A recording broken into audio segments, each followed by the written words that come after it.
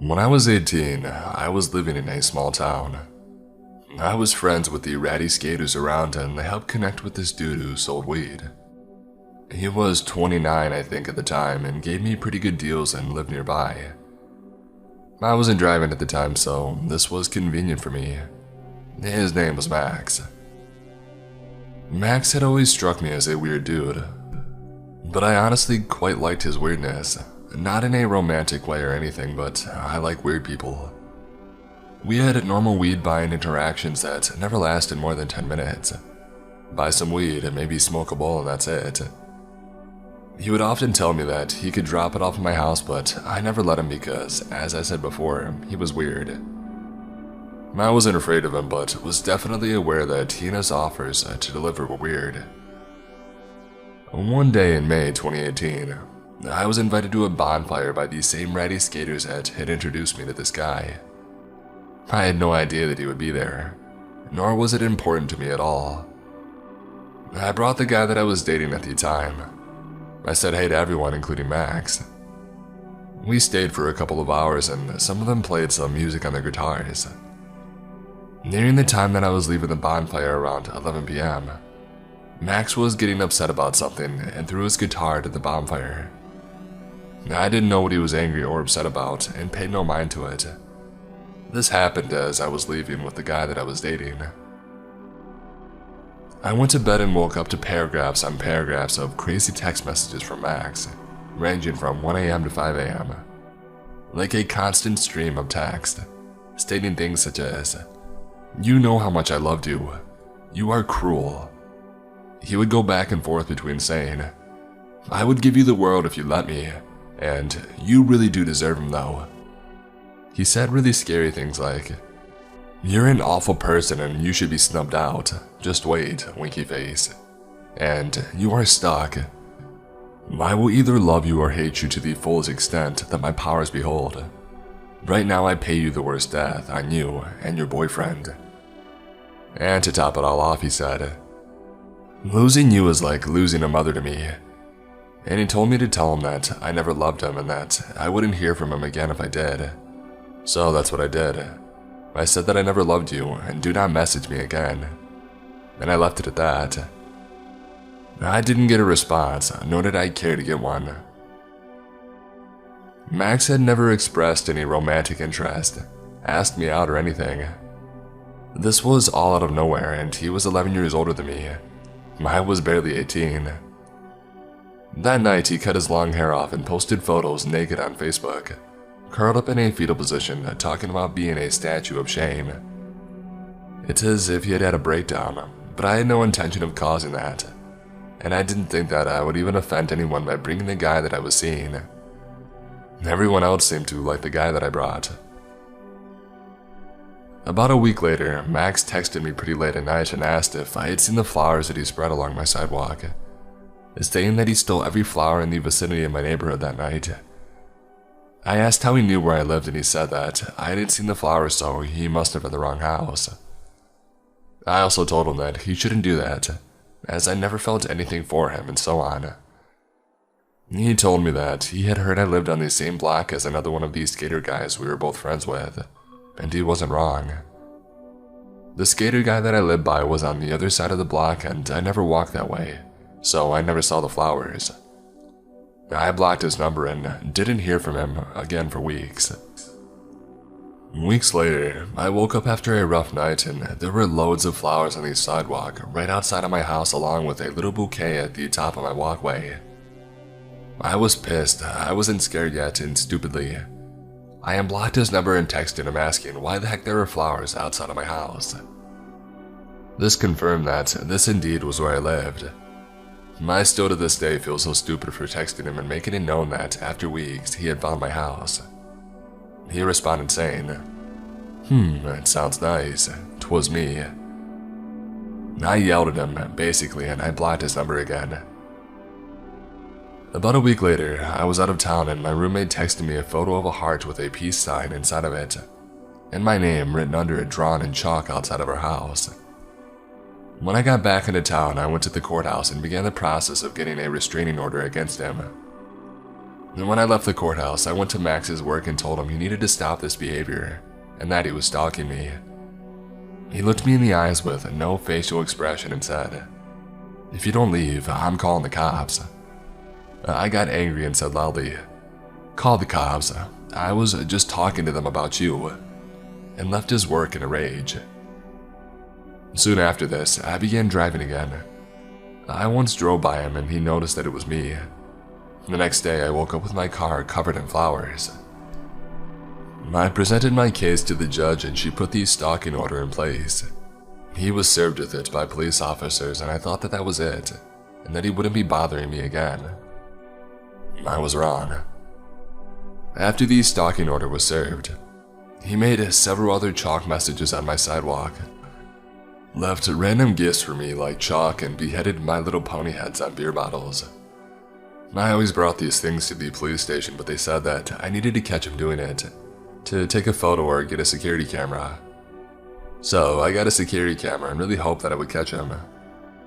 It turned out that my camera was stupid and I couldn't just watch the videos that it took, but I had to skip through second by hand.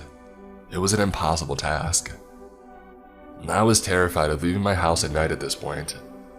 I never had my curtains open anymore and I was so frustrated that my livelihood was being taken away from me. Ultimately, I blocked his number in hopes that he would text me directly violating the stalking order, and after a few days it did work. He sent me a weird text saying something like, "Forgive me, we are charming and this is harming, let's try again." By now it's September 2018 and he finally goes to jail.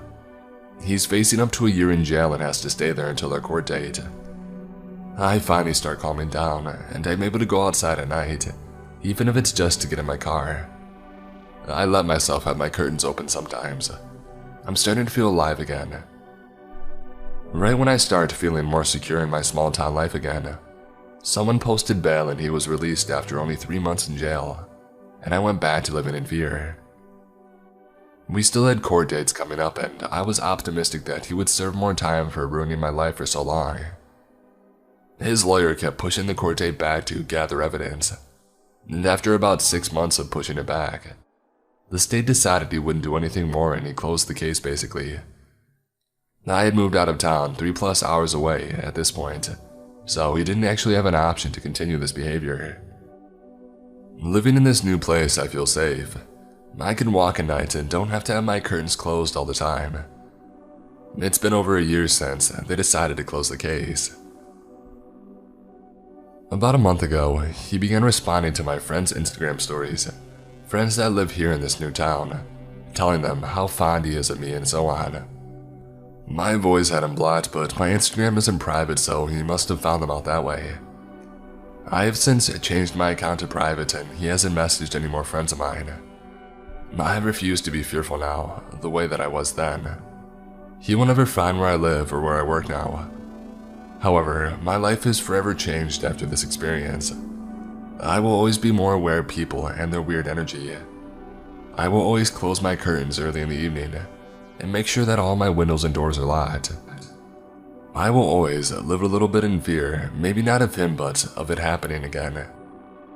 He ruined my life for a year and I truly wish that he had gotten that time in jail.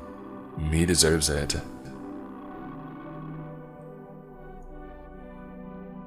To start, I need to give some context. I was taking a Greyhound across the country as I was moving to seek assistance with mental health care. I had deep scratches on my face from a dissociative episode a couple of days prior to this event. This is a random detail, but it'll be important for a story dialogue. Obligatory, this happened back at the beginning of February. I had gotten stuck in Dallas due to my final bus being delayed by 2 days. I went online and booked a hotel to stay overnight, and would catch a flight out the following morning. The hotel had nice pictures and decent reviews online. It seemed legit. I took an Uber from the station to the hotel. It all started as I had arrived. There was a man standing outside of the lobby talking on his phone. I went in and he followed, still on the phone. I thought nothing of it as I assumed he was just waiting to get assistance at the front desk. I checked in and discovered the room that I was staying in was in the back of the lot.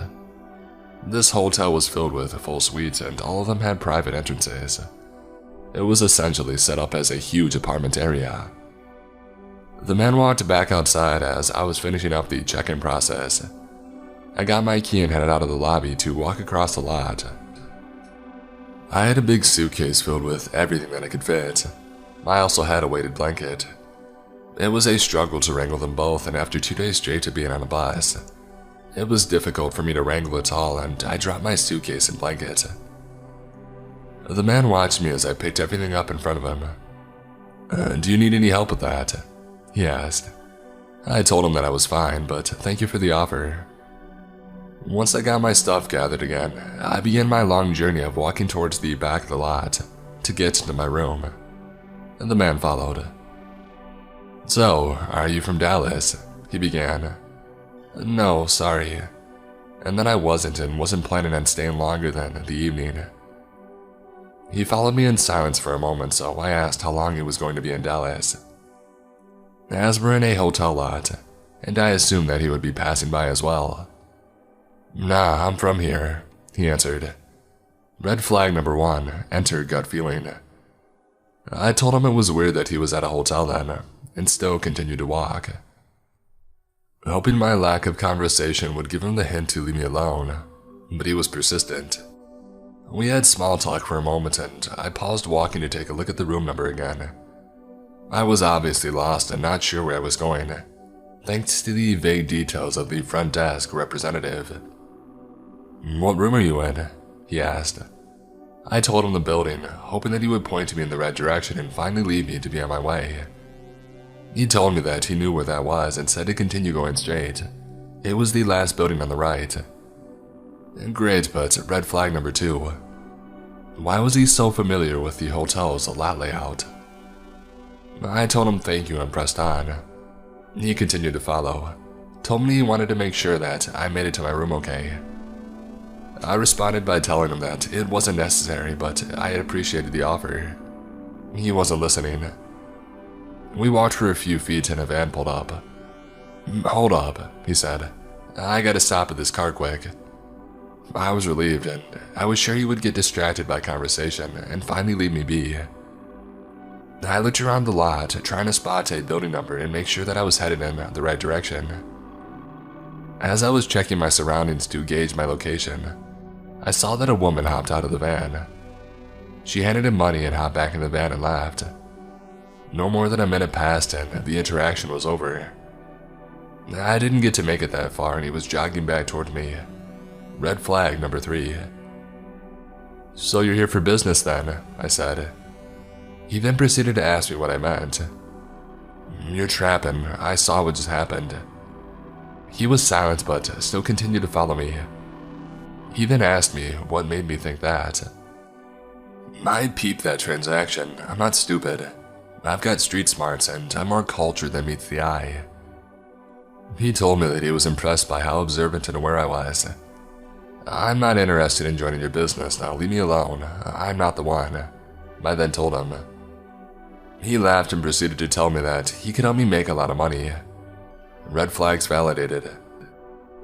I told him that I wasn't interested in making money with him. I then stated that I wasn't going to snitch on him and that he's good to do him. I then stopped again to gauge where I was. The lot was getting darker the further back we went. I then repeated again that he didn't need to walk me to my room. I'm not interested in trapping and told him to go put that energy elsewhere. He then proceeded to tell me that he was just interested in making friends, and not everyone in the world is malicious. I told him that may be true, but I'm severely distrusting of people. I mentioned that I keep my circle small and wasn't looking to expand it.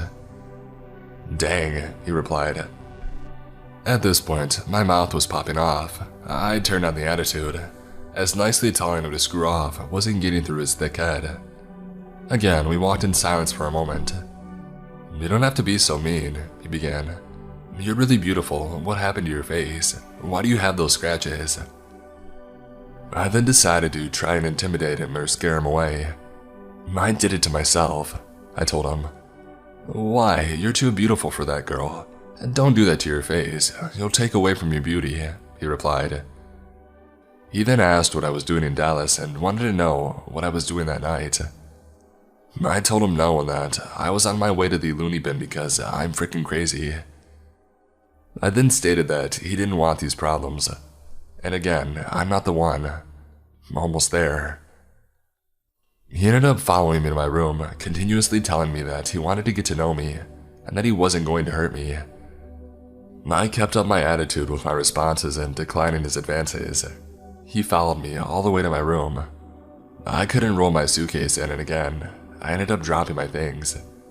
He picked them up and I opened the door. He then just walked into the suite and put my things in the living area.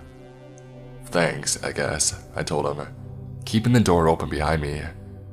He then mentioned again that we should hang out that evening. I declined once more and mentioned that I have a flight out in the morning. I was mostly interested in going to bed. He stood across the room from me, and again we found ourselves sitting in silence. So, you really don't want to be friends, he said. Again repeating that he wasn't going to hurt me and that not everybody in the world is bad. I was sick of it at this point and told him to leave. He sat on the couch in the living area, unfazed by my attitude towards him. You smoke? I can roll this one, he offered. I'd have to go back to my room to get it for us. Perfect, I thought. If I say yes, I can get him out, turn out all the lights, and not answer the door when he comes back. I told him, sure, go get it. He then asked if I would let him hit it when he gets back. I busted out laughing and told him, nah, I'm not the one. I told you that I don't want to make money with you. For those of you who may not be familiar with what's going on, he was trying to take me for a test drive. A pimp's gotta test his goods before he distributes the product. A poor time makes for bad business. I may have seemed cool as a cucumber on the outside, but inside, I was shook by this whole situation and felt extremely uncomfortable. Again, he told me how much money I would make. At this point, alarms were blaring in my head. This man needed to leave. This had gone too far and I didn't feel right. What's your name? I asked. He told me his street name. Nah, I don't play that. Give me your ID. If I was about to get kidnapped or murdered, that information would be crucial. He did. His name was Donovan. I noted his birth date and tried to retain the ID number. I handed his ID back to him. We sat in silence once more. Him still on the couch, me standing by the still open door. My eyes never diverting from him, watching his every move. So you're not going to let me hit it then? He asked. Once again, I rejected the statement and said that he could leave any time. I also reminded him that I am freaking crazy and he should probably leave me because he was pissing me off at this point. I wanted to go to bed. I wanted to get out of fight or flight mode. I wanted to beat the crap out of this man. To be honest, looking back, I think he liked the attitude. I flipped the switch and turned off the attitude and then decided to tell him, you know what, yeah, we can chill. Go roll the blunt. I could use one. We can chat and get to know each other. See where it leads. He smiled and said, right, cool, and told me that he would be back. I immediately closed and locked the door behind him, texted his information to a couple of friends and my mom without context, grabbed a knife from the kitchen, and checked to make sure that all the windows were locked. At this point, it had been an hour since I had checked in. It took about 20 minutes to walk to and find my room from the front of the lot. The rest of the time was spent convincing him to leave my room. All this time, my mom had been blowing me up, worried that I didn't make it to my hotel safely. I called her and explained what had happened. She then proceeded to hang up on me, call the front desk, demanded I get a room next to the lobby, and alerted them of what happened to me. I don't know if he ever came back, as the manager was there within minutes and drove me to my new room. She apologized and stated that the man was there often and never caused any problems. This statement raised more questions than answers for me.